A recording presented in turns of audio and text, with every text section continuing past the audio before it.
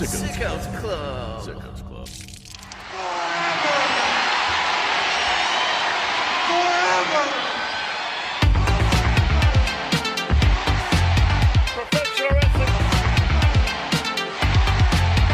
Professional wrestling.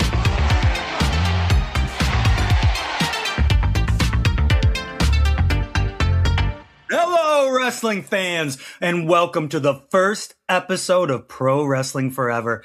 I'm your host, the toast of the third coast, Professor Degree, and with me as always, that's iBlade Daily.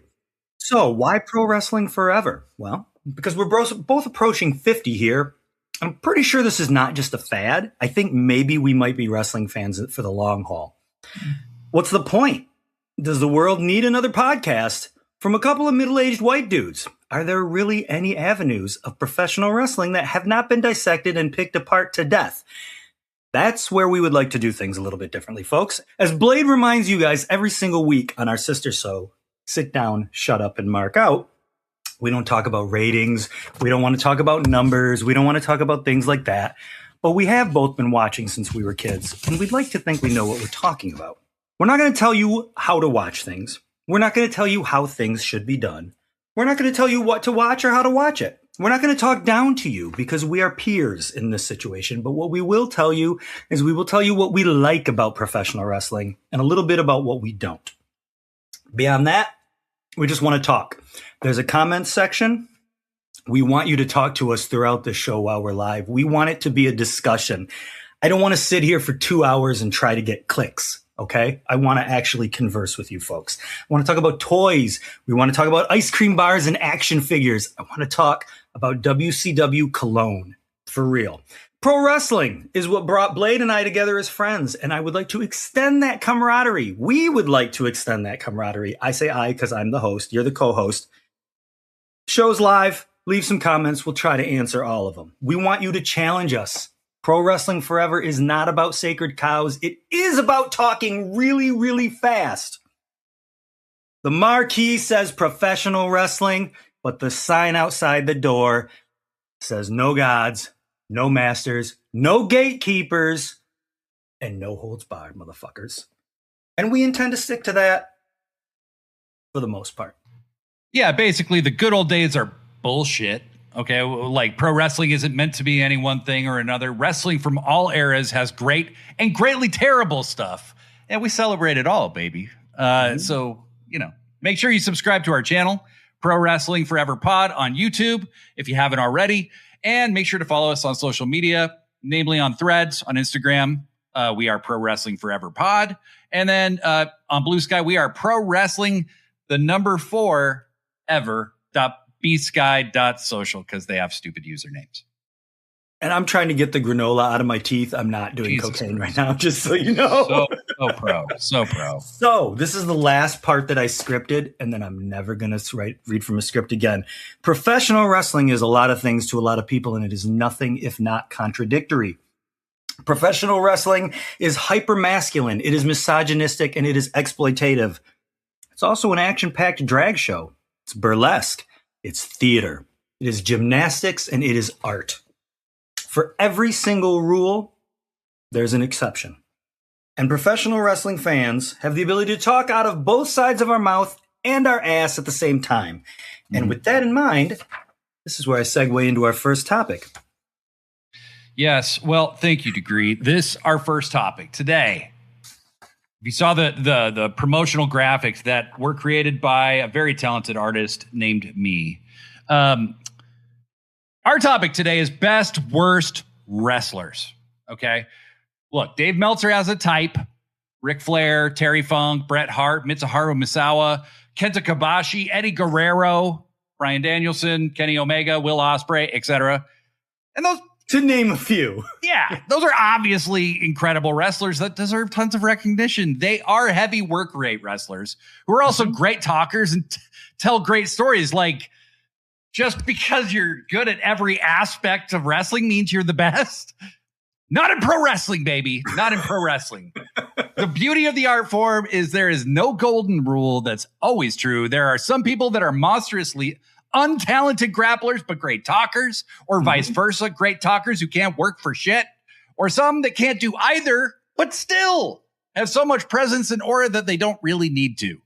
These are the heroes that we're celebrating today. Specifically, there are some wrestlers that the IWC or the newsletter heads pre-internet just had the biggest hard-on for.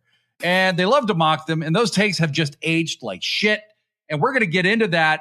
But right now, I want to just shout out everybody who's in the chat right now. Blurry Line, no gods except Kenny, no kings except Brody, no masters except Watto. That's a t-shirt, right? And Pippin, the good old days were never as good as you remember. That is true, because I have quite an extensive collection of wrestling stuff I've legally acquired. And I will say, going back and watching the stuff that I was so excited to see, it is not as good as I remember it most of the time.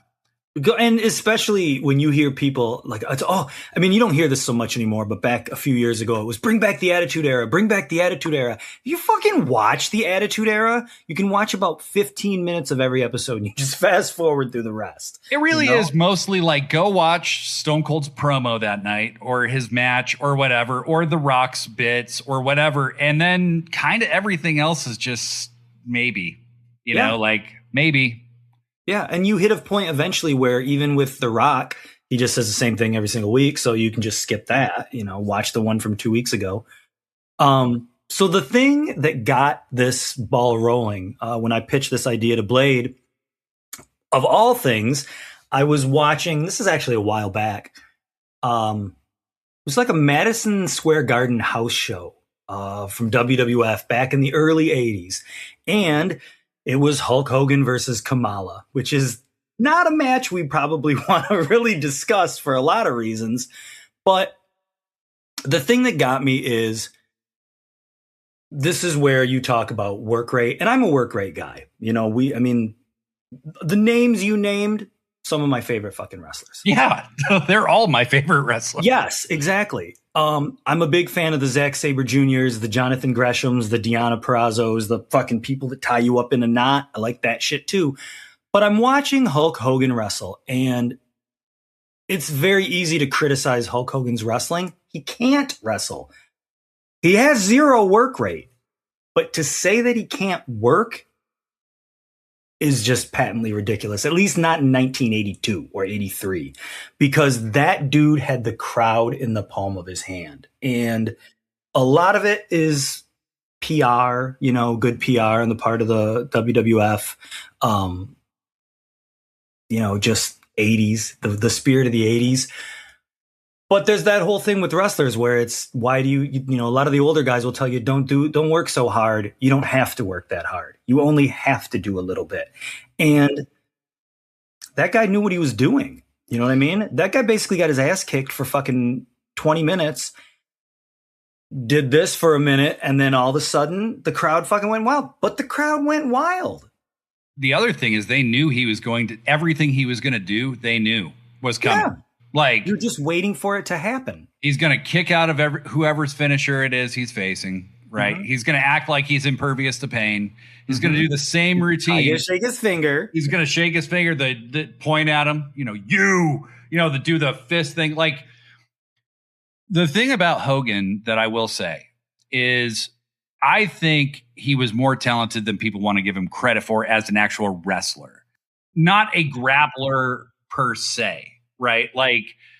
But like you said, there's no way that you get to that point of over, no matter how much PR there is. Look at Roman Reigns in 2016. Yeah. There's no amount of PR that can get you over to the degree he's over. Right. So he certainly showed more of what he could do. I would, Yeti Malone says Hogan only wrestled in Japan. In the US, he sports entertained. Yeah, that's true. But I think if you go back and you watch Hogan in 84, 85, 86, he's a different worker than he is in 87 to 88 and beyond. Right. And there does reach a point. We talked about this last week, and I was talking about Hogan is my least favorite wrestler because he is my least favorite wrestler. Neither one of us is a Hogan fan, by the way. No, fuck that. I hate that dude. Both Terry Bollea and Hulk Hogan. But because when you do, this is why I don't really have a lot of nostalgia. Because when you do the same thing over and over and over, it just gets old. Yeah. Hulk Hogan, John Cena, these 5-move guys. Have you watched a Ric Flair match? because it eventually hits a point where he's just doing the same 5 moves too. So it's not that it didn't get old. It definitely got old because he never tried to reinvent himself, you know? Mm-hmm. But boy, 83, 84, 85, whatever, like shit worked. And at the time, that's what you do is you do what works, you know? Yeah. Yeah. And I think, you know, I just watched the Real American documentary series that Netflix put out about him. How is it? It sucks. It's a commercial. It is, but it's not a commercial for him. It's a commercial for WWE. So like they gloss over absolutely everything, good things, bad things, all things. They gloss over everything because to be fair to the guy, his career is so voluminous. Like there's so many things that happen. Right. That to drill in on any one, you would need more than 4 episodes. Oh, sure. But my God, like the sex tape stuff, just like 2 minutes, like. Right. Nobody wants to think about this. 10 years of time, you know? They do kind of point out how delusional he is a few times. But, you know, it's kind of this effort to, in one way, maybe not humanize him, but like show the converse like he was a human being to some degree, right? Where it's like, here's his family. They're talking about how they grew up. They have all these home videos that they're showing. So if you're an archivist and you just want to know more about Hulk Hogan, then I'd say watch it. But honestly, it really is just like they broadcast Raw. And so they have these interviews with Pritchard and with Triple H. They literally interview Pritchard like minutes after he found out he died. Oh my God. And it's like, that's kind of stunty, weird shit. Like, that's weird. But yeah. So enough about Hulk Hogan. Yes. But the guy, but I will stand by what I said. You don't get to where he is if you had no talent. You just don't. No. You just don't. And sometimes that talent is being the excellence of execution, and other times that talent is just going like this. Yep. But he did. I think he was the ultimate right guy, right place, right time, right gimmick. For sure. The nationalism of it all, push it right over the edge. And what if we could take superstar Billy Graham and make it super commercial, you know? 100%. I mean, that's just all that it is. But on another note, go ahead. Well, Superstar, he's a celebrated guy, all right? But if you watch a Superstar Billy Graham match, that motherfucker barely moves. Like, he barely moves. He finishes a guy off with a bear hug, right? That's his move. However, you listen to a Superstar Billy Graham promo. Yeah, dude. Dude, I'm like in. I'm all the way in. I want to see another match. And I'm like, it's just as bad as the last one. But like, it's also just like, he is a very compelling figure. So anyway, go ahead. Sorry. Well, and speaking of superstar Billy Graham, that's a perfect way for me to segue into the next topic, Dusty Rhodes, who is everybody's fucking favorite. He's my favorite too. But it ain't like Dusty's fucking tearing it up in the ring. It's not like Dusty is, he's not Kenny Omega. He's not putting on a, you know, Kazuchika Okada 5-star. What's the hall? You know, it's in the dome or whatever. Yeah. He's not doing any of that. But Dusty's the same type of guy where, you know, you can't watch a Dusty Rhodes promo. Everybody has their own favorite promo, and he can wrestle well enough. But it's more just the type of movement he does. It's that Looney Tunes stuff, the big wind up arm. It's all the over the top cartoony stuff that, like, you probably like Hogan, you know what you're going to get for the most part. You're there to see that. He's not surprising you with his matches. He's just ripping off Billy. Well, he's not ripping off Billy Graham, but he's another aspect of Billy Graham. A little softer around the edges, maybe, but not the best wrestler. One of the best wrestlers of all time, you know? Absolutely. Well, Dusty, like, for instance, like, so he's kind of complex in a way because he's like a guy who could wrestle a 1-hour draw with Flair, right? Sure. But the first 20 minutes of that match is our headlocks and, you know, just kind of fucking around on the mat.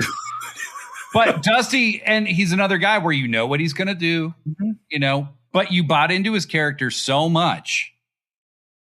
And I see, like, I said this on The Hard Way. I said this on Sit Down, Shut Up, Mark Out. Watching older wrestling, you see why so many people hated AEW when it started, of the old guard. Mm-hmm. Because it really is like they want to see the characters they like. It doesn't really matter what happens. They just want to see the character they like. Like you could see Jake Roberts and he can lose. But if he DDTs the guy after the match and puts the snake on him, you're happy, right? Yeah. Or if JYD loses, he always lost in a big match in WWF. But if he humiliates the guy, if the pig farmers throw shit on you, it doesn't matter how bad they wrestle. You know? So I could see why a lot of people looked at AEW as being a very odd thing. And AEW is like the American embodiment of like New Japan come to America, and they've had to like kind of slowly figure out how to, make a broader outreach to the American audience, and they have. Right. But AEW is very different because it is matches first. Yeah, I had I was actually talking to a coworker. I was training this new kid at work, and they were telling me somehow wrestling came up. Can't imagine how I would have put that into the conversation. And they were talking about, they're like, oh, I just can't stand to see these guys in the ring yelling at each other all the time. And, I know that the matches aren't really what's important. And it was like you could hear the record scratch in my head because I'm like, no, you're 100% wrong, and I'm trying not to punch you. But yeah, it's just that's not the method that we've had drilled into us for years and years and years. The common person doesn't. Yeah, AEW is going to be really fucking weird to them.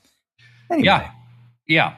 The chat's blowing up here. Blurry Line says shout out to Mabel, who managed to be the worst wrestler over like 15 years across 3 vastly different gimmicks, but managed consistent TV time across all those runs. Very true. Allegedly was almost the third man in the NWO. Yes. It's alleged that at one time that was going to happen. Was fucking horrible. But like when was he in the Ministry when he became big? Oh no, he was Viscera.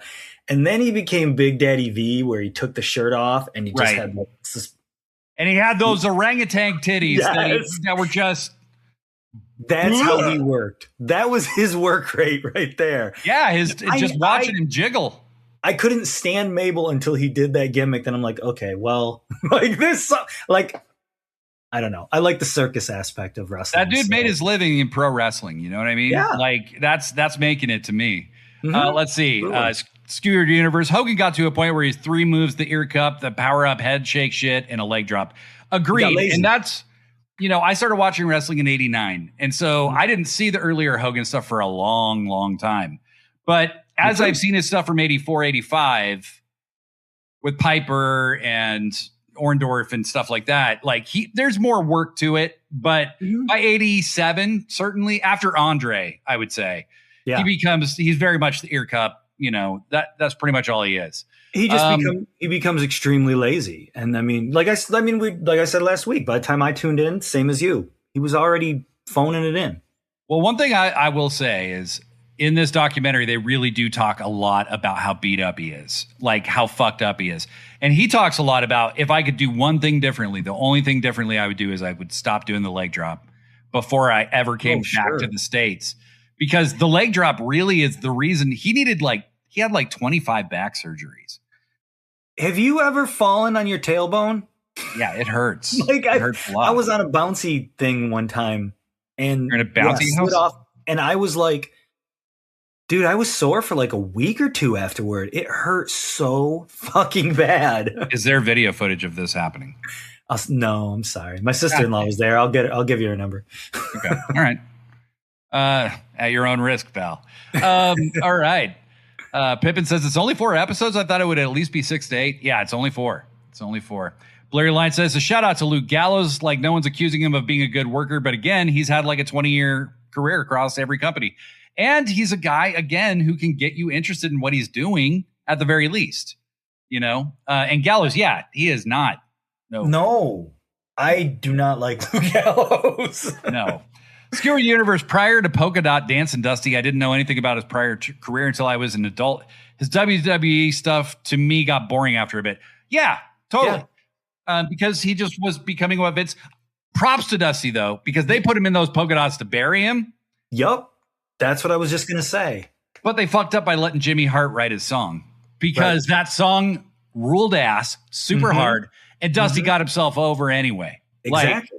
Because he embraced what he was given. That's exactly the point, is like that guy made that work. Like, what the fuck was that? That's talent. Larry Line, speaking of the worst wrestlers, I saw the Tongaloa chop punch clip again today. I am devastated. Yeah, and that is I don't know what that is. Tongaloa has nothing to do with what we're talking about. He's just bad. He's just bad. I don't want to. We're not just talking about people who are completely bad or who just have the gimmick alone is what gets them over. It's kind of this. I don't know.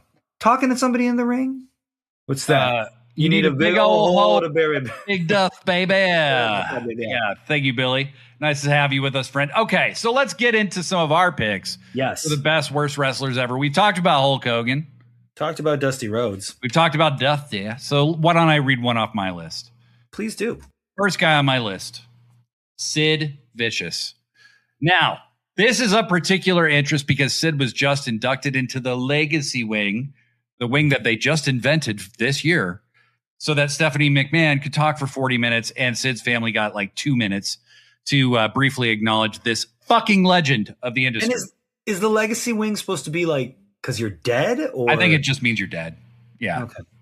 So Sid, not a great worker. This is not a guy who is a work rate guy. This is not a man who probably ever wrestled a match longer than maybe at most 20 minutes. Okay. Mm-hmm. And that's if he's main eventing something, like with somebody who knew what they were doing. Mm-hmm. Sid is not a ring general. Sid clearly wasn't super dedicated to the sport itself because he took long breaks. Okay. I was going to say, like, Sid didn't even really want to be there most of the time. It's like, if he could play softball. Yeah. He would leave every summer to play softball. Okay. Yeah. Like, he clearly, by the definition of a great promo, I think it's debatable whether Sid was good or not. However, he was believable in those promos, right? Mm-hmm. And you talk like this, Hulk Hogan. And he wouldn't like move his mouth. He'd seethe through his teeth. But that power bomb, that choke slam, and his physical charisma were literally all he had, and it's all he needed. Like, he didn't even know how to be a heel properly. He would come out. So I went to the very first television taping I ever went to was a Monday Night Raw in 1996. Notable, I saw the debut of Farouk as a Roman gladiator with Sonny. Shawn Michaels is the world champion, okay? The Undertaker's feuding with Mankind, all right? So that's just to give you an idea of what's going on. Okay. No one got the pop that Sid did. Right? Not even close. Not even fucking close. Sid gets a monster pop. He's a heel, and he's fist bumping people on his way down. That's not what heels do, Sid. That's not what heels do. But real recognizes real, and that's why that guy got fucking cheers. I mean, if you watch it now, I think it's edited, but like the Royal Rumble where he pulls Hogan out, he gets cheered. Now, there's a lot of different reasons probably, but yeah, dude, Sid was the fucking man. And the master and the ruler of the world. And it's that thing where wrestling crosses the boundary of like, but the dirt sheets or the newsletter heads or whatever, they hated Sid. This guy's an idiot. He can't work. He's not dedicated to the business. And, they're getting stuff from people who work in the business. So I can see why, if you were like somebody who is fighting for table scraps every single day. Sure. And Sid just shows up and gets it. Big genetic freak shows up and just takes your spot. And Sid clearly knew his value. He knew his worth. He didn't really fucking care. He had a farm. He'd go back to his farm. He'd play softball. It's like, we talk about like, I mean, obviously I love it when my favorites are like a super fan of wrestling. I love it when they're super knowledgeable. I love those guys that grew up as wrestling fans and wanted to be wrestlers. But at the end of the day, it is a job. And like, can't fault Sid. Like, he just did what he wanted to do, man. Like, he did something super badass about that. Well, and his kids will say, like, it was a job to him. He didn't grow up wanting to be a wrestler. Like, it just was something he could do and make a bunch of money doing, Mm-hmm. So like, he didn't even do it that well, but fucking A, he's cool. He did so much of it pretty bad, actually, but it didn't matter because he was so the aura was there. You know what I mean? The aura was there. Absolutely. Remember the time he broke his leg on Nitro? I just want to bring that up real quick. It's fucking nastiest shit I've ever seen. Well, and like, we're live, pal. That comes from a Sid promo where he's like, can we do it again? And Jim's like, we're live, pal. Like, Sid messes up a promo. He said the wrong thing in a promo like a million times. Like, Yeah. You have a bigger brain than I do. Yeah, and dude. I have a bigger... Like, we get lost in promos all the time. He makes Luger look like a great promo, but somehow that's actually what makes his promo work. Yeah. You know what I mean? Like, Yeah. Fuck yeah, Sid's awesome. People are talking about Sid here. Yeah, let's see what the people say about Sid, and we have a few other comments that we'll read as well. Steward Universe, what's up, buddy? Sid wanted to play softball more than anything, but you gotta love him. Billy, I don't think it has to be a good worker. He has to look scary and just throw people around the whole time. That dude is an effing monster. Exactly. Yeah. And if you're a little kid and you see this 6'8" freak just show up, he ripped to shit. He's roided to the gills. Sid is a perfect example of being good enough. Yeah. You know? Yeah. I mean, that's what he is. We reviewed 89 Great American Bash together for the hard way. And they're like, Sid put a claw hold on somebody's back. Oh yeah. And Which it was like, hurt. what are You don't you? think so? He's just squeezing the skin on your back. Well, I guess I assumed he's like getting like the muscle, like he's getting in there. But they also, like he's giving him a massage or something. It's like, what are you doing, dude? Like, oh, hey, I'm full screen. I don't know what just happened. Ladies and gentlemen, this is our first episode. We're experiencing some technical difficulties. For now, you're just going to have to look at me. I don't know what's going on. well, back bullshit. What the fuck was that? Never mind. Anyway, there was no psychology to it at all. Somebody had clearly said, like, Sid, if you get a chance, when you're in the ring, don't do too much. Just put a nerve hold on him or something. And that's what Sid thought he was doing. He's like, well, there's nerves in the back. Yeti Malone, Sid wrestled in between softball seasons. I mean, it's really true. It is really true. Yeah. But somehow like that just, like the dirt sheets tried to bury him for it, but who fucking cares what the dirt sheets think? Their fucking takes are so dumb. Like, if you really want to laugh your ass off, go read the Pro Wrestling Torch from like 1989. It's hilarious. Those guys are it. Right? Well, the dirt sheets would have you believe that Mabel was going to be the third man in the NWO. So there you go. Blurry Line Legacy Wing has existed for a while, but it was always meant for folks who were so old that only black and white photos of, but they changed it to basically be the people they didn't induct whilst alive. Agreed. Yeah. Agreed.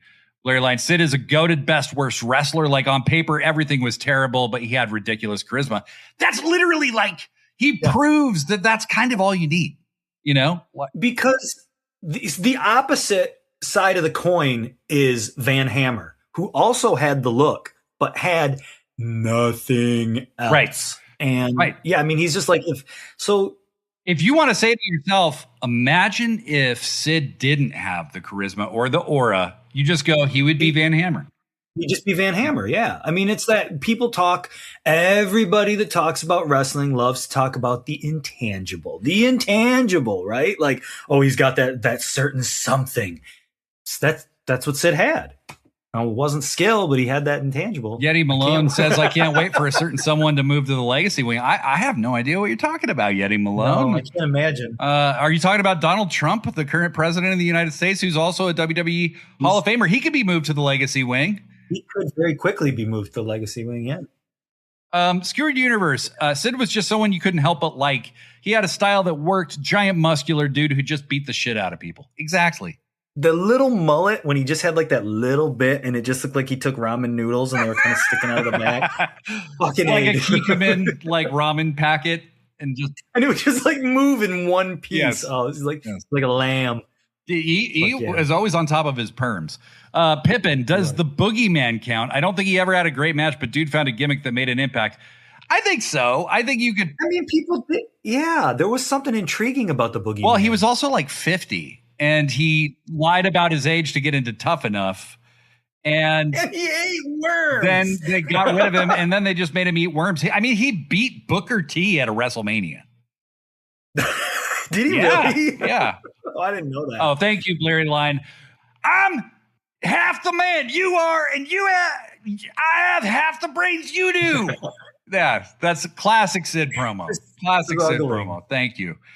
Billy Lalonde. Sid looks like a real life version of that dude from the Venture Brothers cartoon. Yeah, very true. Pretty much. Yes, I had. Billy also says Bruiser Brody worked whenever he wanted to work as well, but people still give Sid shit over the softball thing. It's the same thing to me. All those Japan guys, they had more than half the year off. You know, they would go work in Japan and make so much fucking money over there that they worked like 20 weeks a year, basically, is what they worked. And that's why Stan Hansen wrestled for like 40 years. So anyway, we're going to move on from Sid. But I'm glad y'all seem to agree. Wait, Benny the Bear in the chat says, hey, all, Sid in ECW was another beast. Show up, powerbomb, leave. I've never seen anything. How long was Sid even in ECW? I think it was for like 2 months, 3 months. He was a contracted guy in ECW, but by that point, Sid just showed up in jeans. Like, he didn't even show up in I've fights. seen that. Yeah. He just show up, powerbomb a dude, and get the fuck out. He basically took over for 911, you know? Just totally fucking lazy, you know? Larry Line, doing some spoilers here. I feel like Bill Goldberg is also in the best worst mold, was literally terrible at everything he ever tried. He couldn't even do a car punch spot without actually gashing his arm open. And this is the point. You blew my spot, but we might as well get into this. Was he one of your picks? Yeah. So Bill Goldberg, Bret Hart is my GOAT. Okay. Mm-hmm. But I have been accused of being a Bill Goldberg lover. I'm not a Bill Goldberg lover. He's absolutely I read it in the dirt sheets. The opposite of everything that I ever would have picked as my favorite wrestler, okay? Like, he wouldn't be in my personal Hall of Fame. But Larry Line's correct. This guy had nothing. Couldn't work. No. He hurt people a lot. He's kind of like a better version of the Ultimate Warrior, where like, that's exactly what I was going to compare him to. He's the horse. Because if I was 7, I would have fucking went ape shit over Bill Goldberg. He's the horse that you can lead to water if you have him in there with the right guy. Warrior, not even that. Like Warrior. No. I always felt like Warrior got too much shit, and then we saw some Warrior shit, and I'm like, this guy does not know what he's doing, like, at all. No, he's worse than I ever thought he was. Yeah, he's actually really far worse than the bad I already knew he was. I watched a 2-hour documentary of other wrestlers shitting on the Ultimate Warrior, and it doesn't go far enough. It doesn't go far enough. He's actually worse than they even said there. Yeah. But Goldberg could do a couple things. He could. But his intensity was real. You know, you could buy the intensity. And if you had him in there with a Chris Benoit or a Diamond Dallas Page, sorry, Chris Benoit was a great worker. I mean, he just was. Like, if you put him in there with Sting or somebody like that, they could lead him to water, you know? Yeah. DDP is another good example of a guy that's like, he was what, 57 when he started wrestling? He's 35. Yeah. Yeah.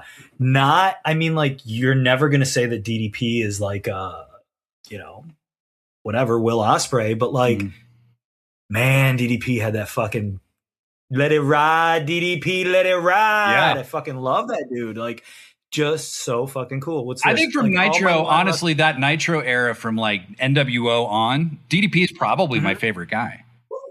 Easily. Yeah. He's fucking awesome. He's the true people's champ. Right. I mean, and like everything he did was just, he had charisma up that. And he had great matches. I mean, he had a lot of them. Blurry Line also talking about Goldberg, but also like all my non-wrestling fan friends of a certain age, he's their favorite wrestler. Yeah. I mean, that's the truth. You know, when they brought Goldberg back to have the match with Brock and he squashed Brock, that was actually fucking awesome.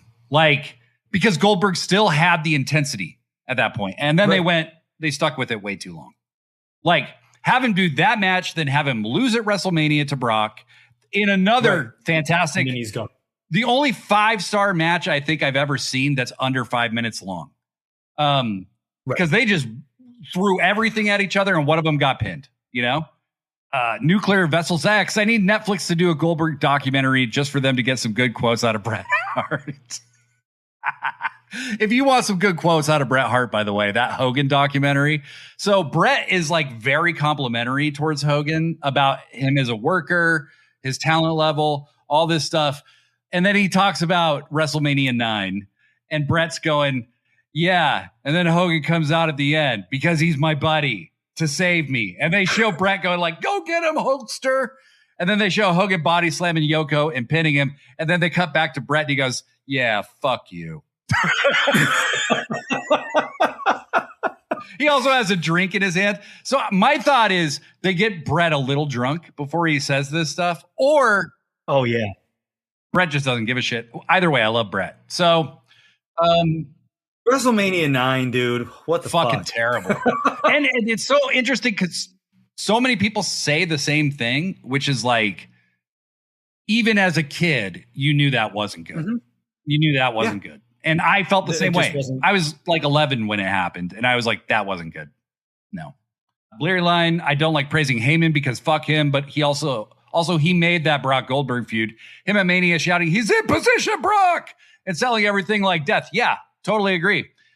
I will say this. Look, we are taking the shittiness of the people out of this equation, okay? Because, like, I agree. Fuck Paul Heyman. He's a piece of shit. Yeah. He's a horrible human being on a lot of levels. He ruined people's careers. He ruined people's finances. He did a whole bunch of terrible things, but he was a brilliant guy. He just was. Oh, sure. It sucks. His mind for the business is amazing. He's a fucking sociopath. And you'll find that's true of a lot of people in this business. Or anybody in the entertainment business in general. Yeah. Mm-hmm. Yeah, it's not just wrestling. So who do you got up next, Degree? Oh, I have a guy that is one of my very, very favorite wrestlers, as a matter of fact. Eddie Kingston. Okay. I don't think we're going to get a lot of arguments, a lot of people telling me that Eddie Kingston is the excellence of execution. He's not. But goddamn, dude, when that fucking music hits and that dude walks out to the ring, I'm in. I don't know if people ever bothered to smarten him up and let him know that wrestling's not real, because when he cuts promos, I mean, they're nuts. But Kingston has that ability to connect with people on, and it's the same thing that Dusty Rhodes had and all the guys that we're talking about, where you just buy into it and you want him to succeed. And you've said this in the past, he sells like no one else, and when you see someone at that weak point and then you watch them and they're coming back and you look at Eddie Kingston, Eddie Kingston's physique is a lot like my physique. Mm-hmm. You know what I mean? He may even be a little bit rounder in the belly area than me, but not much. And you see that, and that's a dude you can buy into, you can connect with that. And like, he draws you in and he doesn't have to wrestle that well. And he doesn't wrestle very well, but goddamn, dude, he's one of my all-time favorites, Yeah. That's same story. I mean, I'm just telling the same story over and over and over. Well, but like, dude's fucking awesome. I would agree with Bleary Line here. Eddie can work more than anyone previously mentioned, but like compared to his promos and attitude, it's not close. His appeal is 80-20 in promos favor. Eddie, so what I would say is Eddie reminds me of Taz, because Taz was a great worker, but Taz only did things he could do well. Right? Like he didn't do shit. He didn't take a lot of risks in the ring. The spinning back fist, Eddie makes you believe in it. The suit. Sometimes there's been a few he has not connected on very well. I will say. Yeah. But he can have a great match, because like his matches with Danielson, who has a bad match with Danielson though. Well, that's true. Yeah. His match with Mox at the end of the C2 was really good. Because a lot of your match takes place right here. Well, you know what I mean? And it's all very cerebral. Yes. And I think part of the appeal of Eddie Kingston is the selling, because there's a reason the guy came into AEW, main evented a pay-per-view against Moxley as a heel, but they had to turn him babyface, is because he can speak from the heart. He is the Dusty Rhodes of this era. Like absolutely. He is that common man that can reach out and touch you with his words and his emotion. He's real, and you can feel the realness. going back to that Dusty thing, and I have literally watched matches where Barry Windham has Dusty Rhodes in a headlock or a claw for 20 minutes straight. and not even joking. I mean, it is 20 fucking Dusty's minutes bleeding straight. like, yeah. And it's the first, and I know some people criticize this, because it's old nowadays, but the second hand drop and just knowing exactly how far, it's that story. The match doesn't always happen in the ring. It happens in your head. It happens in their head. You know what I mean? The reason that professional wrestling, you just said it so well. The reason that professional wrestling is one of the greatest art forms of all time is because so much happens in your head as you're watching it, and it either gets validated, which makes you feel like, ooh, I love this. They understand me, right? What I want to see. Or they surprise you and you go, this is bullshit. Like I didn't, I didn't want Kenny Omega to lose to MJF. That was me, right? Yeah. But then I'm there 3 days later and Darby wins, right? So like it's a mental game. Even as a fan, it's a mental game. Well, and you bring Darby, so okay, I'll just get into, because I was going to bring this up at one point. The match he had with MJF. Nobody's going to accuse that of being, you're not going to say it's a 5-star match, whatever, at the Tokyo Dome. But it was a 5-star match for that night, that moment, what the 2 hours that had progressed prior to the bell ringing. If you're judging it in that little microcosm, it was a fucking amazing But match. see that is another thing. So we talked about Hogan, we talked about Dusty, we talked about a lot of these guys where what's going to happen, but you still want to see it. You knew Darby was winning that title after that opening promo. You knew. And then when you saw the thing with Sting, you knew he was winning, right? They were telling you he's going to win, right? It didn't change anything for me, though. If anything, I got more excited because I know I'm about to see Darby Allin win the world title, Well, because it's one of those things where when it happened, it was like, ooh, I think he might win tonight. No, I'm not going to let myself believe it, because if I let myself believe it, I'll get excited and I'll get let down. So, but then, like you said, that opening promo with MJF, the shit in the ring when Darby cries, and you're like, oh, this is happening. This is really happening. But you still, it's like, I don't want to believe it. I don't want to believe it. By the time you saw Sting, that was a done deal. Yeah. Oh God, There was you couldn't question it anymore at that point. And then it was just, please let me have it.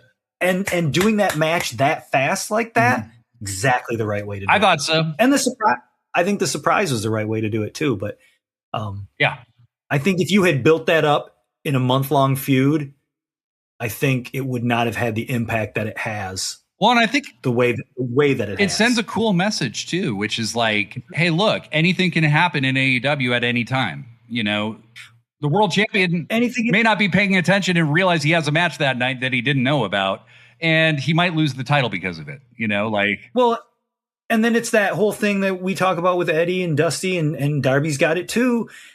If you're that guy and you connect with him, and you're that kid who's maybe a little bit of an outsider and a little bit of a weirdo, and you're in high school and you see your fucking boy win the world title, man, dude, I'm 49 and I fucking had to stay. I couldn't go to bed after that. You know what I mean? Because I was so geeked. I had to watch it a second time. I was there. It's that connection. And then I came home. It's a 45-minute drive to get back to my place. Got home and then I turned it on. I watched the entire match like 4 times in a row, just because it was like, I want to relive that moment, and the pop when he counts 3, and the guy, when they show the guy, he's like, oh, like he can't believe it, And that, I wish there was a better name than sports entertainment, because it's almost like that match lasted 2 hours. The match itself was 5 minutes, but it was 2 hours. That's the sports entertainment. But maybe if somebody else came up with a better word. Skewered Universe, Eddie Kingston isn't a technical powerhouse, but he's an everyman. Very much so. Absolutely. Benny the Bear. Eddie's definitely an everyman, but oh boy, does he change the mood when that music hits. Yep. And he walks out the way he does. The walk is just as big a part of it. Because it's the no bullshit walk. Super fast. Yeah. He's not like pop. He's not doing anything to the crowd. He just comes straight out. No, he's just he's coming to beat the shit out of you. You know? Always Never says Kingston. And speaking of which, hello, Always Never. Kingston is like if the Brooklyn Brawler got to win. His promos are amazing. Dude makes you believe. He does. He does. Eddie Kingston is a wrestler. Pippin. Eddie Kingston is a wrestler who has the least amount of gimmick ever. I 100% believe that dude is just who you see. I think maybe the ultimate best worst wrestler might be Mick Foley. Foley, I will say, is a much more deceptively good worker than I only realized it years later. But you go back and you watch his stuff and you're like, man, that dude, he really did know what he was doing. Blurry Line 7, Eddie's weakness is that he kind of loves AJPW a bit too much, but he's not skilled enough to do that style 1-to-1. I would agree. Yeah. I mean, Eddie almost reminds me of like you and your buddies and this is insulting because he is better than this. But it's just like, yeah, his moves don't always look the best, like your buddies hanging out wrestling or whatever. But he can do all of them. Yeah. You know what I mean? They don't ever look as great as when other people he's not the athlete that Misawa or Kobashi or, Jun Nakayama is, it's right. Security Universe says Eddie deserved a better run as a first Continental Champion and Triple Crown Champion. Yeah. I agree. Yeah. Also, did he get injured? Is that what? That just kind of fizzled, he did get injured, but he lost the belt before that. He lost all the belts before that. Yeah. So, yeah. Like one at a time. Yeah. I remember that. And it was just weird because Tony like hyped the Triple Crown so much. And it was like, then it just kind of fizzled. Yeah. It's like, don't ever say that again. Like, especially with belts you don't control. Like, New Japan controlled one of those titles and then Tony controlled the other two. He had the Ring of Honor title, the Continental title, and the New Japan Strong title. Screw Universe. I like that Eddie looks like a guy that gets into fights at bars all the time and just happens to know some wrestling moves. Very true. Mm-hmm. Larry Line, the way they telegraphed Darby winning is Mankind's winning the world title tonight. That'll put butts in seats situation. Like, yes, it will put butts in seats. Yeah, absolutely. It did.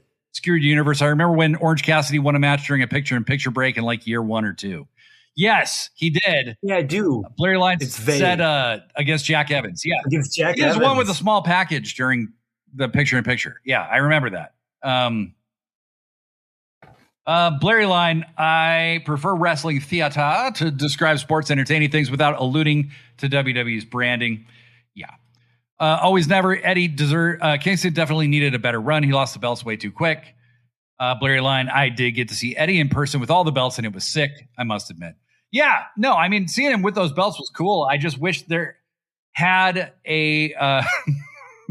I wish they had a more of a plan in mind for what they were doing with that. Yeah. We have a bunch more picks, so we were going to motor through some of these. You do, at least. I don't. Oh, yeah, that's right. You didn't come prepared at all. I did not this was my idea. Yeah, you came up with the theme of the show, and then I took all the notes. Yeah, exactly. And then that's why I knew this is why it's like it's like you're the worker, you know what I mean? And I'm like, you're Sid. I'm like Dusty Rhodes. You're Dusty Rhodes. Yeah, I'm Dusty, baby. I'm reading a Terry Funk autobiography right now, and he talks about Dusty quite a lot. In Dusty Rhodes' voice? The narrator tries to do a Dusty. It's really bad. But that's fucking great. But it was written in 2005, so it's like very like complimentary to WWE and Vince McMahon. Because at that time, like, if you go back and you watch those documentaries that were all made about the AWA World Class, they'd be like, oh, yeah, I'm glad Vince drove us out of business. Like, yeah, it was great that Vince is the only person who's got a major wrestling promotion anymore. Monopolies are awesome. Losing all my money and my farm and my family was worth it. It was fantastic. Vince is in control now. Well, believe it or not, another guy who is in the WWE Hall of Fame that was derided for years and years and years, the total package, Lex Luger. This guy was Dave Meltzer, even in PWI, sometimes they'd throw a little shade at Lex. Mm-hmm. Yes, he was a steroided freak who was built like a bodybuilder. I think that was new and made a lot of people uncomfortable in wrestling, quite frankly. And it was derivative of Vince, and people didn't like Vince. Yeah.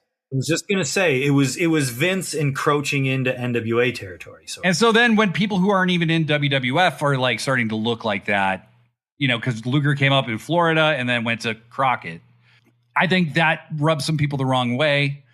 Luger had some mannerisms that I found hilarious.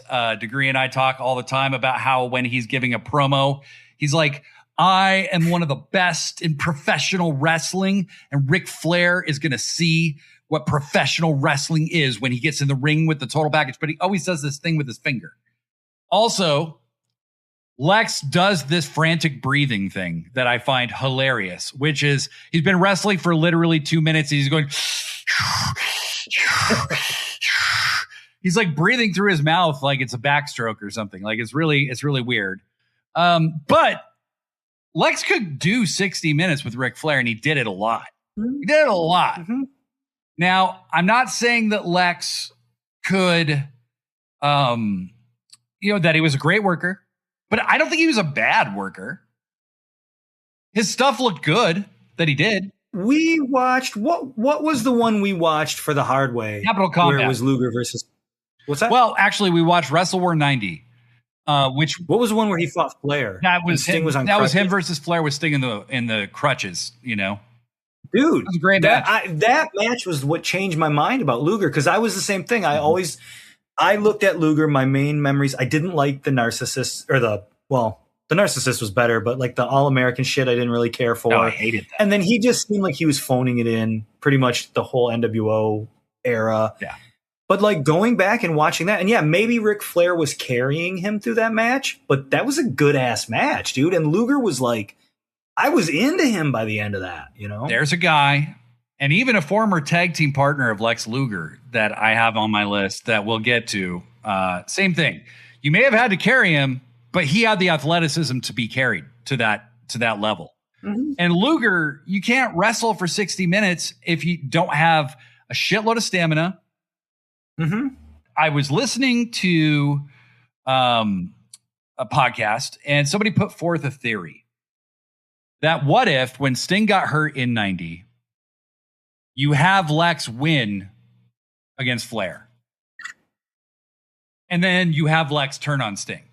Like they do, maybe the Wrestle War finish, they do that where Sting, slaps him and Lex gets counted out to defend him. Then in that cage match where they lift the fucking cage and the Horsemen get disqualified in a cage match. Wasn't that you that put forth that idea? No, it was put forth by somebody else. I was just echoing them.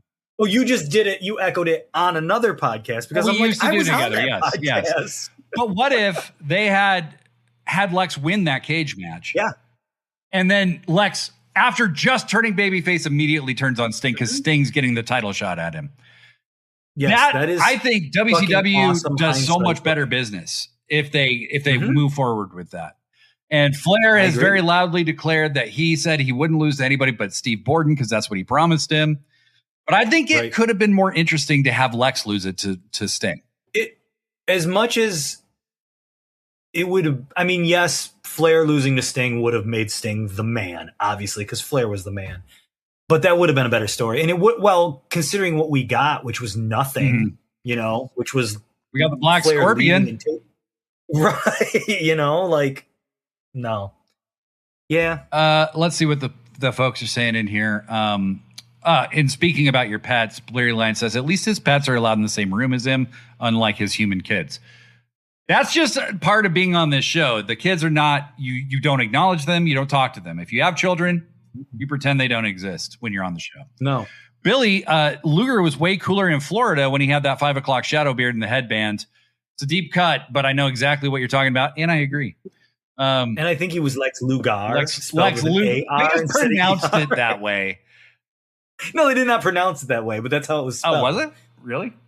Well, it was in this Wrestling Superstars book I got at a school book fair when I was a kid. But I don't know if that was really accurate or not. Dude, school book fairs ruled so fucking hard. It was actually called Wrestling Superstars 2. Nice. And it was like, I learned about a lot of wrestlers. I'm surprised they would sell that at a I know. And it had guys in it like the Fabulous Ones, and like I'm trying to think. I wish I could find it now. Did it have like bloody people all over it and stuff?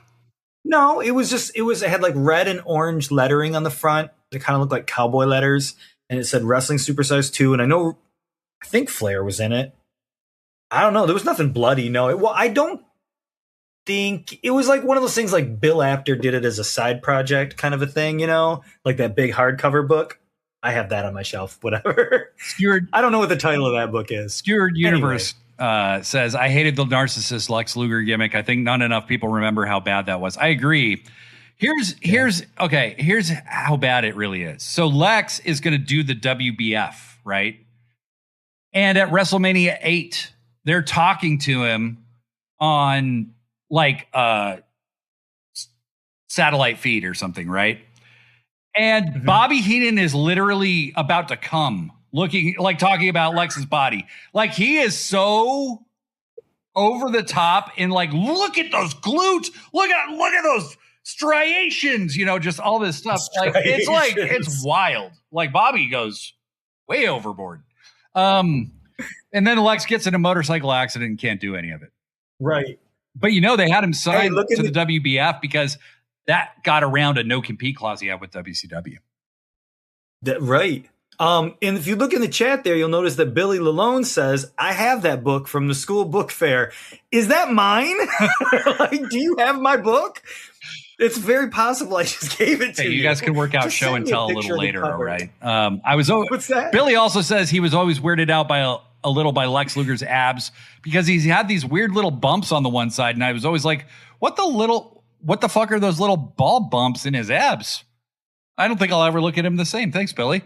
No, I'm going to start looking. Yeah, that's what I mean. So his abs had abs. Did you ever consider that?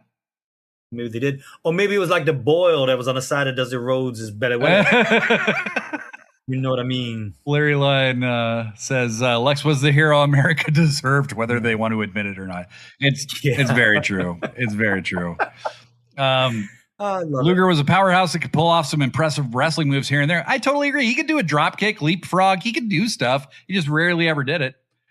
Pippin said Lex Luger, wasn't he always thwarted by Superman? Yeah. I mean, yeah. Theoretically, even Lex Luger in wrestling was. Yeah. You know what? I do have a couple more people on my list, actually. I was wrong. Degree doesn't understand you're supposed to work out the bugs before going live. No, dude, this is all about the bugs. Yeah. Are you talking about the cat? It's a very pro-bug. It's a very pro-bug podcast. This is this is a seat of your pants. That's the thing, dude. This isn't scripted. We don't script our promos. You read a script at the beginning of the show. Blurry Line. Yeah, well, that was the one thing. Yeah. Blurry Line. Another suggestion, Kevin Nash. He literally had 5 moves. One of them was tightening his glove and a top speed of 8 miles per hour downhill, but surrounded himself with folks who could work and he could talk. 100%. 100%. Yeah. I would put Kevin on that list too. He sucked as a worker. He wasn't particularly athletic in a wrestling sense. I know he was a good basketball player when he was younger, but he got a knee injury before he ever got into the business that kept him from playing basketball. I liked Diesel, man. I was a fan. Yeah. Dude, like I was. It's funny that one of his moves was tightening his glove because I remember his whole when Diesel turned heel and he's like, I'm still the same guy. I just put up the glove. Yeah. So yeah, you're right. That really was one of his moves. Larry Line says this is actually a lost episode of Dax Harwood's podcast. It's very true. And because there's 2 things in this world I love my family and my fucking kids. And my kids. Like his family. Yeah. I love my wife and I love my daughter. Fight like a girl. I have a mustache. I love this business. I love this tag team wrestling. Like poor Cash Wheeler's over there, just like, well, what about me, dude? We've been attacked. Yeah, he never says he loves Cash, does he? No, he never does. You know who else didn't love Cash? Public Enemy, who are next on my list because that was a really good segue. Public Enemy, for whatever reason, I think they were hard to work with in WCW. I think they were hard to work with in WWE. Maybe they got a big ego. I don't know. They weren't very good in the ring. Okay. They're horrible in the ring. But if you watch ECW in 1994 and 95, these guys are charismatic as hell. Their promos are goofy, cartoonish. Like, oh, Rocco, what's that, Johnny? It's so stupid, but it's so great. It's really compelling. Like, it holds up. It's just these 2 little white hoodlums, shitty little mustaches. Rocco doesn't even have the like little braids in his hair yet. No. He's just got this like curly, like shitty hair. But that ECW as a whole is an example of like best worst wrestlers. And I mean, it's like what Paul Heyman did was, I mean, everybody says it. You hide the weaknesses and you promote the strengths. That entire company could be called best worst wrestling. You know? Did you want me to? Can I use that as a segue into the next guy? You can. New Jack, because like I don't know if I've ever seen New Jack do a move. He vacuums. He kind of does a little strut. New Jack, he could cut a great promo. Yes, he could. And he should have been in jail. Probably. He had 5 justified homicides. And like in the middle of matches, he committed crimes like that are not debatable. Yeah, like that's the mass transit thing. He threw Vic Grimes 40 feet to almost a sure death. Holy shit! That Vic Grimes survived somehow, and later said he did it on purpose. He cut some dude in the neck and the arm, and then had charges pressed against him. And then the dude has him over a barrel and says, "I'll drop the charges if you train me." Yeah. So there's a guy out there who got trained by New Jack who... If anybody ever calls you a mark, you find that dude. Yeah. Carry a picture New Jack should have been in fucking prison. Yeah. Like he was a dangerous human being. Holy shit. And I enjoy New Jack somehow. New Jack's really funny, dude. He's really funny. He is really funny. No, New Jack is fucking horrifying, dude. He's terrifying. That guy's a legitimate. Terrifying. Yeah.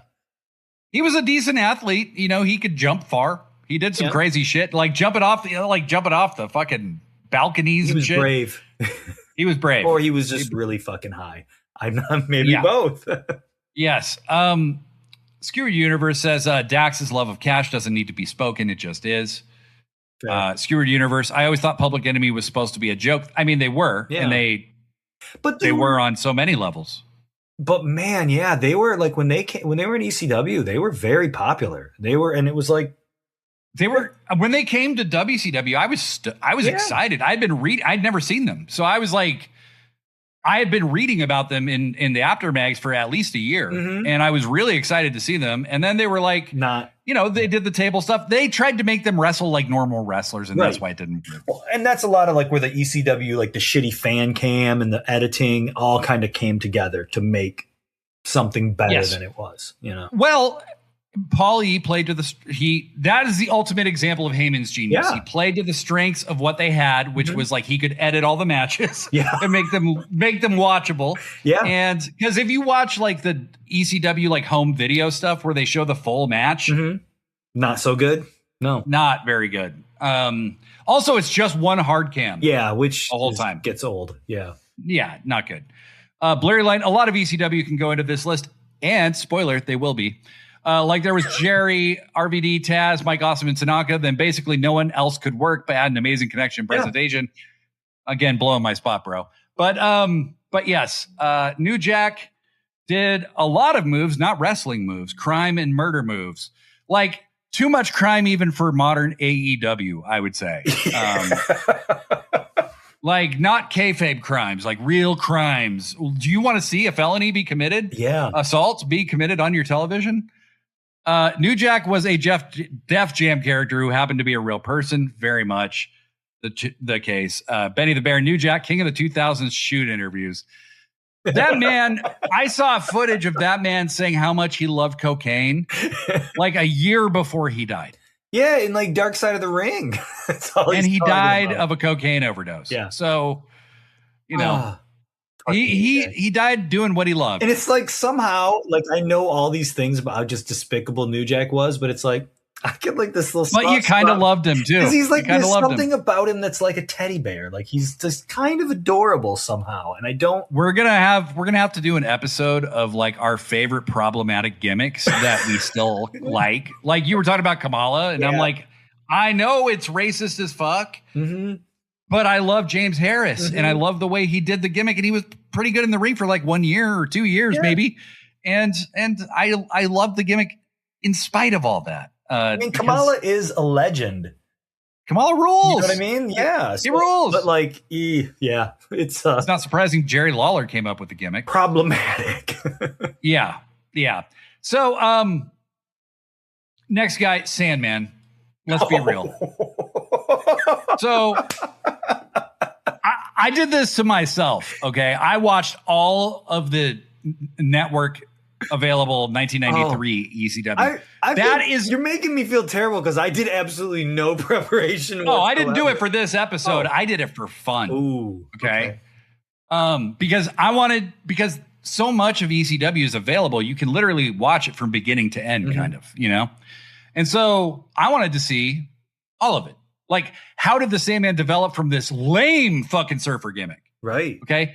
He's like one of the featured guys in the beginning with the lame surfer gimmick. He's coming out to the at that point. Yeah, really. He's coming out with a surfboard in a beach bodysuit to the Beach Boys. It's horrible. Why is he's he like, called the Sandman? And he's like clapping people's hands and stuff. It sucks. Why? Okay? I just don't understand how the name fits, though. I don't either. But they're booing the shit out of him. Yeah. Okay. Like he's terrible. The gimmick's bad. Mm-hmm. And he's one of the main guys in the beginning. And then he starts losing a lot because like he's got like future enhancement talent written all over him. Yeah. Then he's somehow like an even shittier version of like the dynamic dudes with John Laurinaitis. Because he's got a big beer gut and orangutan titties. Like he's out of shape. Right. He's not in. He looks terrible. That's hilarious. And then he shows up with a Singapore cane to try and get revenge on somebody who assaulted him, but he accidentally hits his wife in the face with the cane. Mm-hmm. Then he just leaves her in the ring and walks away. Then Tommy Cairo runs out to see if she's okay. Mm-hmm. Then Sandman literally starts saying on the screen, "It's $20 if you want to be with her. Tommy Cairo, pay your bill." And he starts acting like he's pimping out his wife. Mm-hmm. Then he has a series of matches where he's now getting cheered because Tommy Cairo's being booed. And he loses all of these different Singapore cane matches. Tommy Cairo just loses time after time after time. Mm-hmm. Sandman's getting cheered. Sandman starts coming out to enter Sandman. Right. This man is only an entrance. That's all he is. He's wearing Zubaz. He walks out in his own T-shirt. Yeah, dude. Just looking got like the cane, smoking a cigarette, smashing beer cans on his head. That guy was that guy was Bay City, Michigan, 1998. And I'm sure he was a lot of towns that size, you know. And all of his biggest fans, if you want to know what they're doing now, they were all pardoned by Trump for January 6th. That's what they're doing now. Like, but this motherfucker's aura was undeniable. Yeah. His entrance was like 7-8 minutes long. It was the whole song.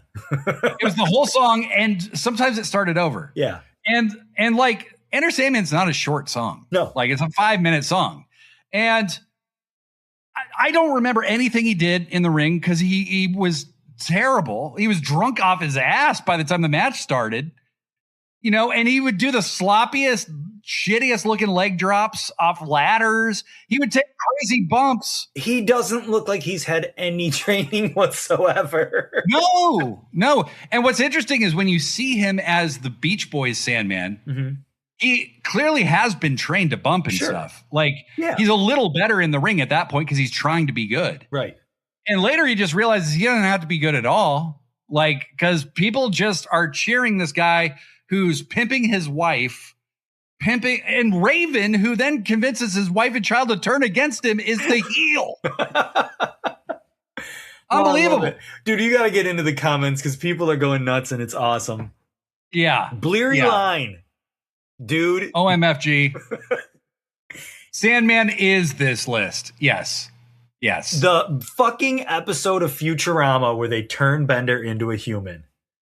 Do you remember? Like, I remember watching that at the time. I've never seen it. Holy shit. I remember even at the time just being like, this is Sandman. Like, does someone know who Sandman is? This is exactly Sandman. Okay. Bleary Line points it out. Stewart Universe says Sandman was just a drunk with a kendo stick. I don't know how or why he was a surfer first. That's what he was trained to be, man. He was wrestling in the USWA in Memphis for a little bit. And then later, Ray Apollo shows up, who's also a surfer. But this is after Sandman gets rid of the surfer gimmick because it didn't work at all. Yeah. And he just gets the shit beat out of him by Sandman with a fucking kendo stick. It's fucking awesome, honestly. That's fucking great. Fun with sports cards. Sandman makes me think of what would have happened if Rutger Hauer became a wrestler. Yeah. That's fucking great. Billy Lalonde, you don't realize because it's so dumb. The Sandman is because he is a beach guy. The sand. Is that really? Oh my it's gotta God. be. That's clearly what it is. Oh my God. We didn't even fucking put that together because you're like, your brain is subconsciously going, surely it's not that stupid. Not what you think of when you think of the beach. You think of surfing and water, swimsuits. Blurry Line says the Russian leg sweep was the most technical thing he knew how to do, which was also, by the way, called the White Russian leg sweep. That's pretty awesome. Well, and again, that got that over. Like, that was fucking clever, you know? And he was so over, you know? Dude. I mean, and again, like, ECW is just like 3 years of insanely clever gimmicks. Like, gimmicks that fit people so well. Like, right now I'm at a point where Stevie Richards is there. And his name's just Steve Richards. He's clearly a Shawn Michaels guy. He's got the Shawn Michaels mullet. But he has no personality yet. Right. But he actually can work a little bit, unlike most of the people in the company. Tommy Dreamer's there as a babyface. He with the suspenders over his titties, getting booed. He looks like Viscera or Big Daddy V 10 years before that happened. It's so funny how it's like and I didn't watch ECW back then. Here and there, but not close, obviously. And it's like, everything you're telling me is basically like, well, this guy totally sucked and he had the worst gimmick ever. And then he got the shit beat out of him for 3 weeks straight. And then all of a sudden everybody loved him. Like, that seems to be the ECW method. Well, right. They're booing the shit out of Tommy Dreamer currently where I am. And he's just started feuding with the Sandman. So I know the vibe is about to shift. They're turning it up. Yeah. Stewart says, when I heard about Sandman the wrestler, I thought somebody had a gimmick based on the Spider-Man villain. So did I. If he would have worn that green turtleneck sweater. Billy says the Sandman is here to drink beer and kick ass, and he's almost out of beer. So if you fucking remade They Live with Sandman, I would totally go see that movie. I would too. You wouldn't be able to understand any of it. No, and he would just still be playing Sandman now. He would just happen to be the one with the glass. He'd just be caning Tobey Maguire. Yeti Malone Sandman is a Spider-Man villain and featured in Spider-Man 3. Blurry Line, I rewatch the One Night Stand Sandman entrance every few months because you cannot explain without seeing it how much fucking aura Sandman had. It's wild. It is just crazy. Yeah. He just officially retired, by the way, at 65. Wow. Here's the surprising part. The Sandman's alive at 65 years old. I think he's cleaned up or no? Yeah, he's mostly cleaned up, but I mean, he's lost everything in his life. I mean, like, he had a dark side of the ring that was hella depressing. Holy shit. Yeah. Okay, so another guy who had some experience with Sandman and a hell of a run in ECW as well, Mikey Whipwreck. Now, Mikey, I'm not even sure if Mikey could do offensive moves because he almost never did any. In the time that I saw him. He's a good wrestler or not.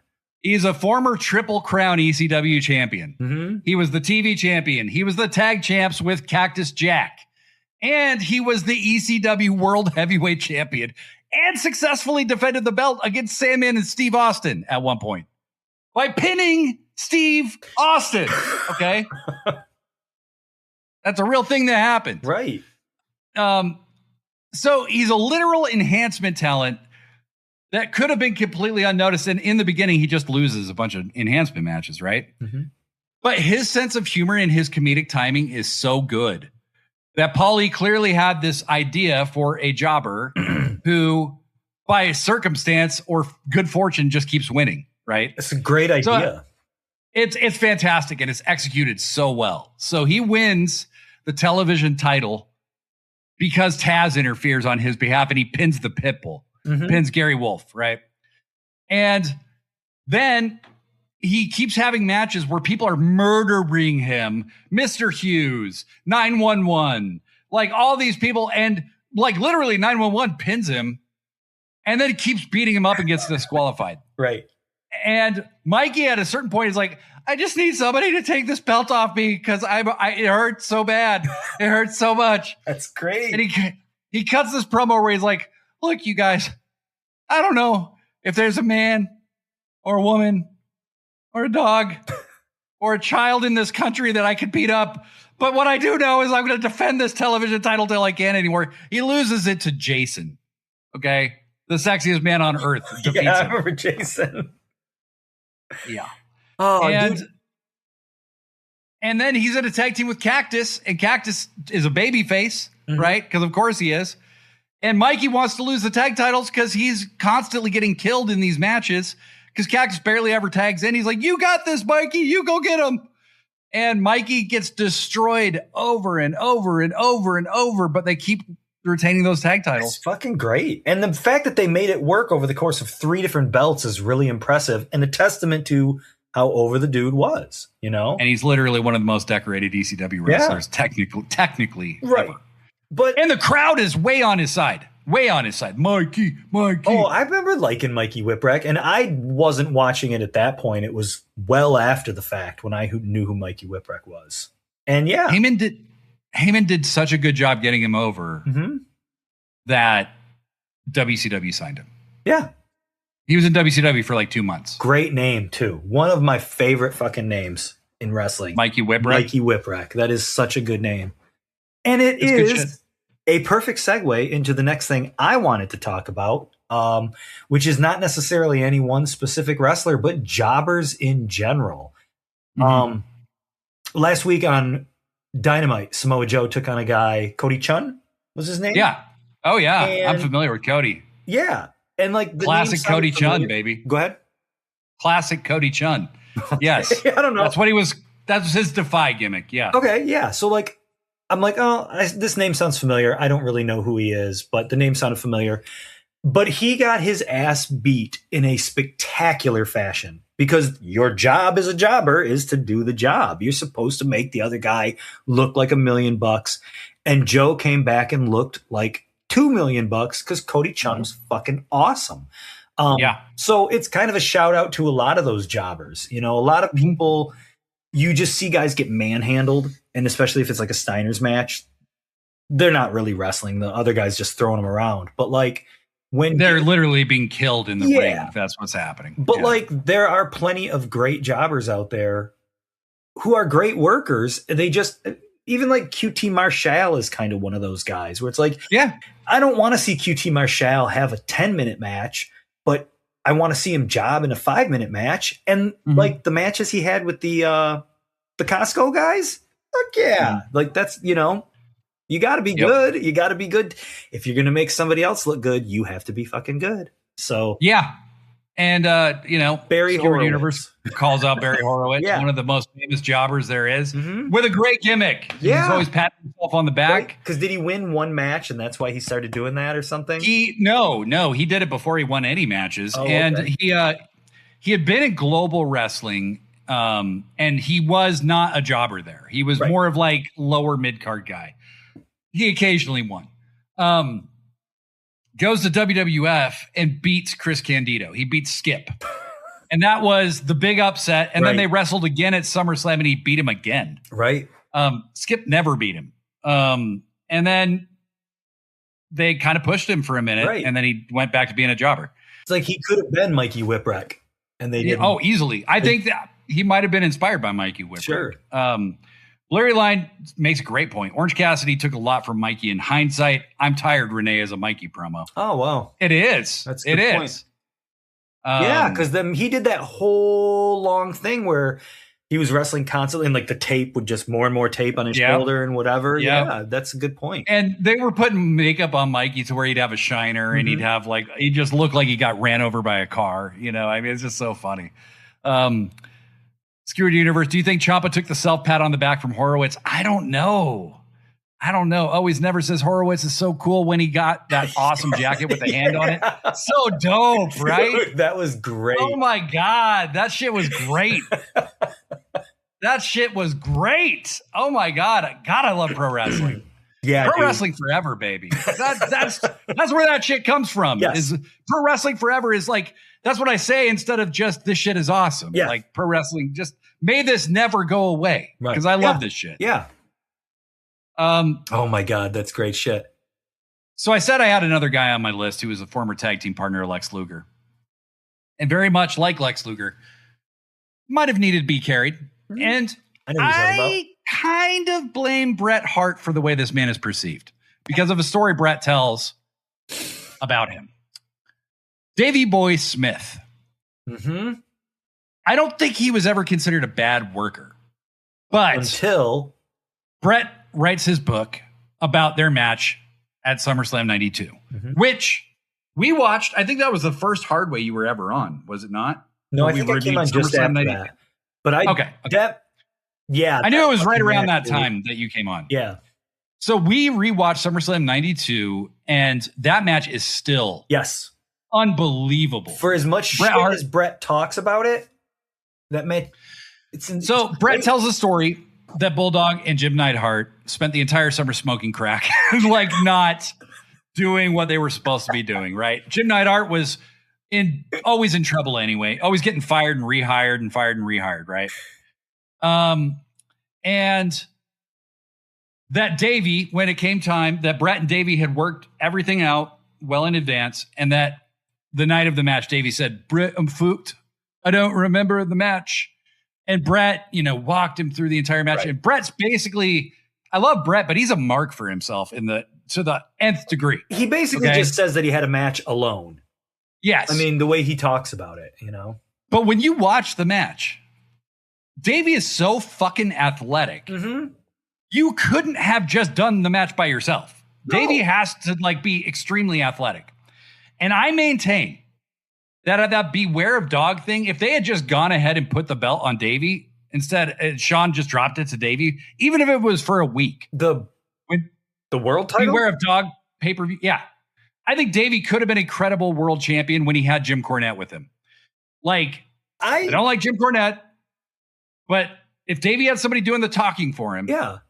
Remember when he went to WCW? Remember he had a match with Vader on pay-per-view? No, I was watching at the time and I was super into it. It was like, oh shit, this guy who is a upper mid-carder in WWF has come over and here's his shot. Yeah, I was definitely rooting for him to win the world title in WCW, but didn't they say they just couldn't trust him? There was something about trust, and I think there was, it could have been drug issues. Well, that might have had something to do with crack. I mean, who am I to judge, but, who hasn't smoked a little crack every now and then? But never smoked crack. I've never smoked crack. But a lot of shit, but I've not done that. Yeah, I mean, there is a certain point Blurry brings up when he had the jorts where he could not work at all. That's after he broke his back and stuff and was strung out on pain pills. And that's the thing with a lot of these guys, Luger, Hogan, this is a good example too. And, all these guys we've mentioned, it's like the longer their career goes, it's like, well, yeah, that's when it's justified because most of those guys, once they hit a certain point, they just get lazy. I think Davey's a little bit overlooked because he was always surrounded by somebody that was more groundbreaking than he was. Dynamite Kid is one of the best of all time. He revolutionized. Him and Tiger Mask created modern wrestling. Sure. Right there in a ring in 1981. Right. They're creating modern wrestling right in front of you. And so Dynamite Kid's his tag partner. Dynamite Kid's way flashier than Davey, right? But it's on New Japan World. You can go watch it yourself. There's a match, Dynamite Kid versus Davey Boy, okay? From New Japan in the mid-'80s. Fucking awesome. Wow, fucking awesome.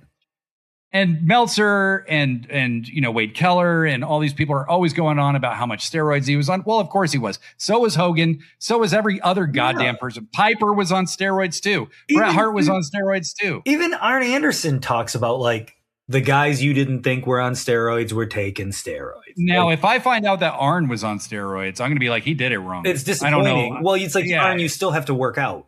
Yeah, you still have to work out. Like you can't just take them. I just made his belly hairier, I think. But like, maybe it made his hair fall out. Jesus Christ. And just special shout out to Arn Anderson, because Degree, I know you'll agree with me. Mm-hmm. Arn is the other thing where it's like, he didn't have the look, period. Right. Not even the territory top guy look. No. He looked like a grandfather when he was 22 years old. Okay. Watch his matches. If this show is about the best, worst wrestlers, Arn is the worst, best wrestler, because his promos are fucking unbelievable. His in-ring work is untouchable. Yeah. Untouchable.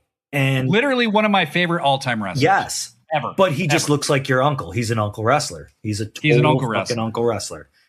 So he wasn't. In conclusion, we're going to read the rest of the chat. Do you have any other wrestlers you want to throw in the hat here, Degree? I probably do. Hold on. Let me look at my list. Well, okay. So there was one thing I wanted to mention, and it's not another wrestler, but it is actually about someone who is not on this list. And I watched Mystery Wrestling last weekend, okay? And we were talking about this before, so I just want to tell everybody this story. And the main event is London Lightning versus Jonathan Gresham. And Gresham is one of those technical guys. He's technical excellence, the masterpiece. And I love that. I love watching that dude wrestle. I love that shit. And there's a point in the match where the referee gets distracted and Gresham unties his own shoelace. And London Lightning goes to lock up. And he's like, no, my shoelace. That's working. That's working just as much as his work rate. And that 100%. That working, we've talked about, I think it was World's End. Kyle Fletcher's wrestling someone, the bell rings and Fletcher immediately rolls out. That's not his work rate, but god damn, that's where he's working. You know what I mean? I got the crowd booing his ass immediately. Yes. So that's where I think I kind of make that distinction. And I don't know. That's all. Doesn't have anything to do with anything else. Just I hear you. Another example of that, the magic of wrestling. And so, that's pretty much my whole list, I think. Billy says, before Barry Horowitz, he wrestled as Jack Hart in Florida and was not a jobber. He might have won the Florida heavyweight title at one point. I think you're correct. I think I've heard that. Heavyweight? No, he's so little. I know. He's a little dude.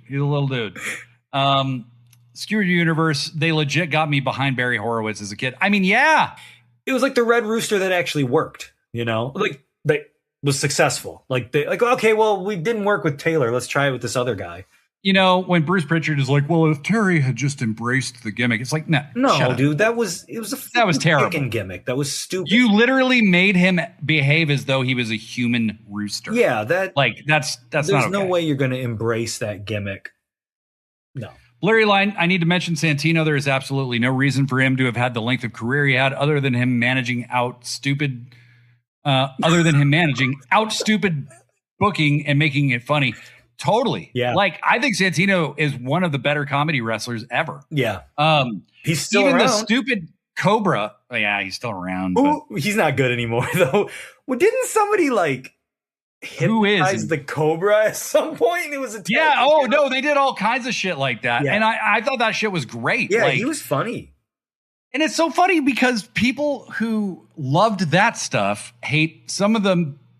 They're like, Orange Cassidy's dumb. It's like, no, he's not. No, Orange Cassidy. Mick Foley, the hardest core wrestler there ever was, fucking had Mr. Sacco. Right. Fucking chill out. We can do a whole 2-hour episode about how amazing Orange Cassidy is, but that's another story. No. Yeah, we could.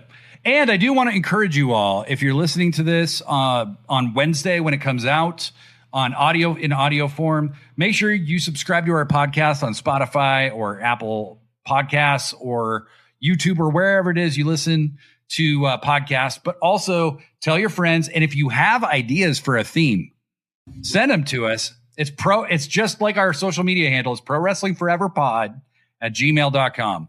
I want to hear from you guys because this chat illuminates exactly why I love doing this, because you guys collaborate with us and make this so much more fun than it would be if it was just the two of us, because I don't even like Degree. No, I can't fucking stand you. And I hate every single word that comes out of your mouth. Yeah. But that's what I was talking about at the beginning. Like when I said we want to have this be a conversation, we want it to be a community. Like this is what makes this so much fun. We can sit and just, we all just sit and have conversations by ourselves. I love to hear myself talk, but I want you guys to throw some ideas at me, you know? Yeah. Security Universe says Davey Boy Smith, if he didn't get into all the other shit, could have been the world champion. He had the look and the athleticism. I agree. I think if he had avoided, for one, Dynamite Kid was his cousin and bullied the shit out of him and got him into all kinds of shit. And I don't think the Hart family helped, you know? Yeah. And then, Jim Neidhart wasn't a good influence on him. He was a pretty easily led guy. And when he was kind of following a guy like Brett around, he did it better. You know, he was a little better. Benny the Bear, Davey for his size was an incredible techer. His matches in AJPW, oh boy, totally. They had a run in AJPW in the 80s. And then in the late 80s, it's fucking sad because they leave WWF. Dynamite cannot wrestle. He's lost like most of his muscle mass and his front teeth from being hit in the face by Jacques Rougeau in the locker room with quarters. He doesn't replace his teeth. He just looks like shit. Yeah. It's so bad. Skewered Universe. Arn was just born as a middle-aged dad wrestler. I believe Uncle he came Arn, out baby. looking that way. Yeah, Uncle Arn. Benjamin Button that never buttoned. Never went backwards. He just started middle-aged and kept going. Yeah. Don't forget about Arn's Acorn. Who could forget? Do you want to tell the people about Arn's Acorn real quick? I really need to explain Arn's Acorn? So we're kids, and Arn Anderson wore a lot of baby blue, a lot of white, and yellow. You could see Arn's dick, pretty much. That's pretty much what it goes down to. And if you've been in the chat here, Billy Lalone keeps throwing out comments. Billy's actually the man that coined the phrase, the acorn. It comes from him, so you can blame him. And I have simply carried it on through countless decades, and now to the Big internet. ups to Billy. To you. Thank you for giving us Arn's Acorn, Billy. To you, Kingpin. Thank you. And if that's my fucking Wrestling Superstars book, I want it back. Oh, blurry line. Arn at 26 looks like he's worked for 35 years at Home Depot. So true. Yeah. Blurry line. I don't know what category low key fits into, but he's either on the best worst list or the worst best list. Worst best, I would say. He's a great worker. Yeah, that's weird because low key came up when I was coming up with ideas. That's like a name that came up. He can't get out of his own fucking way, and he legit it was a total mark and believed he was his character. But there was a point, like when I first found out who Low Key was, I thought he was cool as shit, dude. Everybody did. He was a huge indie guy. He was the first ROH champion. Right. He had the most organic juice of like Samoa Joe, Danielson, and AJ Styles when the promotion first started. Yeah, he moved like a cat, and he would crouch and but he'd stiff the shit out of people. I actually do have somebody else on the list, and I think it's somebody you have on your list too, unless you have something else you want to throw out there. Just Yeti Malone threw out Brock the Oak Tree Anderson. Yes. Basically a stiff who can't fucking move. Yeah. Agreed. Fucking Honky Tonk Man. Oh shit, he was on the fucking cover and we never even my God. The guys on the cover didn't even make the fucking list. Sid did, yeah. Honky Tonk Man. So let's talk about that for a minute. Yeah. So could this guy work? Debatable. Could this guy? I've never seen it. I couldn't tell you. Now I've seen him as Wayne Ferris when he was in Memphis. His hair's like bleach blonde. Right. I've seen him in also in Stampede. He's got like a goatee and bleach blonde hair. Photos, but yeah, and he's all right. Like he's just a punch kick guy. Right. But as the Honky Tonk Man, I cannot believe they tried to debut him as a baby. That's insane. For one, he was Hulk Hogan. It was like supposed to be his buddy. How could that ever be a babyface gimmick? I have no idea. But to make somebody an Elvis impersonator as a wrestling gimmick was genius. Mm-hmm. I got to give him that. Yeah. And Ferris did that himself. Really? He came up with the name himself too. Really? I think his name on the indies for a minute was Honky Tonk Ferris or something like that. And then that's they made him the cool name. Honky Tonk Man. That's actually cool. But you could send that guy, and I would say the same about Max Caster, although I think he's a much better wrestler than Honky Tonk Man. You could say the same about Max Caster's open challenge when he was doing that. You didn't even need him to wrestle. You could just send him out there, and for 8 minutes or so, Honky Tonk Man was going to be entertaining as hell, and somebody was going to come out and put him in his place or not. And he was either going to get put in his place and get a big pop, or he was going to pull some dastardly shit and break a guitar over somebody's head. Either way, the crowd's leaving is super entertained. He had so much value. And the fact that he was a bad wrestler actually made his gimmick better because he was the longest reigning Intercontinental champion. He had a longer reign than the Macho Man, who was a much better wrestler. Right? Or Steamboat. Who only had like a 2-month reign, right? It's funny. It's like, that's such a like clear cut, I guess, testament or explanation to like how these old gimmicks that we hated so much, the Red Rooster is a great example, or Honky Tonk Man, whatever, how much it's influenced. Because when you talk about Max Caster, and Max Caster is a way better wrestler, but when the Acclaim split, people fucking hated Max Caster, and it felt like a legit heat. Like, I don't know if it was go away. He was doing on social media or what, but people just wanted Max Caster to go away. And within a couple weeks of him doing that gimmick, he was the one that was over, and Bowens, nobody cared Bowens about. was one struggling. And they put Bowens back with Caster to get Caster to rub off on Bowens a little bit. I mean, that was quite the turnaround. Quite the turnaround. And now I don't know what's going on, but I don't know I don't know if Max got himself in trouble or something. I don't think he's working with a company. I don't know. But I think he's working other places right now. I don't know. Blurry Line, I don't think I've ever seen Honky ever legitimately smile. Certainly not in a worked.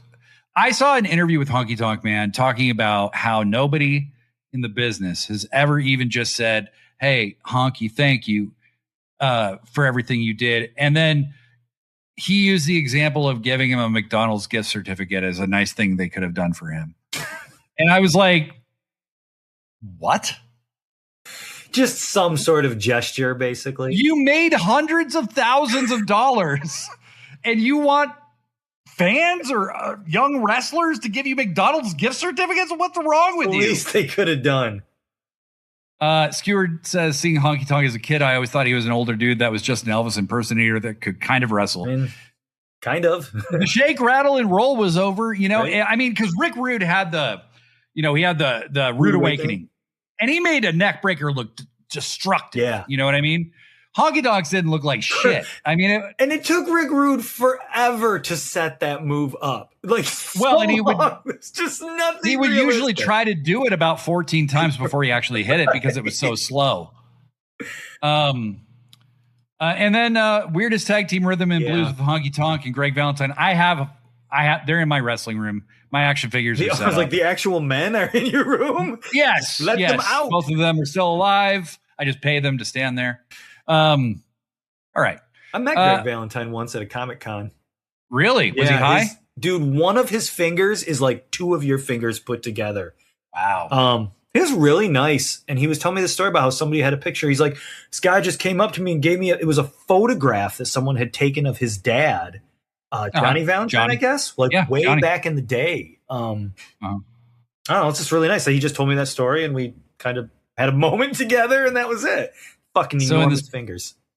Terry Funk autobiography I'm reading. Terry tells a story about Greg, and he's like, that he's Johnny Valentine's son, and Terry loved Johnny Valentine. Thought he was one of the greatest ever, and that Greg was a hard guy to understand and kind of a dick, but they were friends. But when they ran Amarillo still, Greg gets a $5,000 check from Dory Sr. Okay. And Greg looks at it and he's like, what the fuck is this? And he rips it up right in front of everybody and walks away. Because he's mad because he thinks he's been stiffed. And Terry's like, that was legitimately more money than I got paid by my own father. And About 5 minutes later, Greg comes back and picks up all the pieces of paper and walks away because he's going to tape the check back together. That's awesome. That's pretty funny. Blurry Line says, I think my favorite Hammer story is Bailey going to a wrestling convention as a kid, asking for a picture, and him just asking the security if she'd paid like multiple times before. Got to get that bag, brother. Got to get to the pay window. Oh, that's great. Guys, we can go on and on. Make sure you're following us on socials at Pro Wrestling Forever Pod. That's on Instagram and Threads. And then if you're on Blue Sky, Pro Wrestling, the number 4 ever, like the .bsky.social, because they have stupid handles. Mm-hmm. Make sure you're following Pro Wrestling Forever Pod on YouTube. We're going to be live every Monday with the audio coming out every Wednesday. Yep. Just like we did when we were doing the hard way. And then tell your friends, send us suggestions for any episode ideas you have. But really importantly, something you could do right now that would be so helpful. Wherever you listen to podcasts, give us a 5-star rating, leave us a review. It boosts you in the algorithm. We want to, just bring the vibe that we're bringing, which I think is a different kind of vibe. Wrestling is meant to be fun, guys. Mm-hmm. At the end of the day, the shit isn't that serious. No. We have a president who is literally using an attempted assassination as an excuse to build a ballroom. Life is weird right now. When he's not trying to start a war. Or nuclear war, excuse me. Or threatening to literally commit genocide. Yeah. Okay. So let's have some fun together, right? We don't need to argue about wrist locks and wristwatches. Let's have fun. Yeah, exactly. But Degree, I had a blast. This has been a great first episode. I always have a good time every week. And I plan on having a good time every week forever. Pro Wrestling Forever.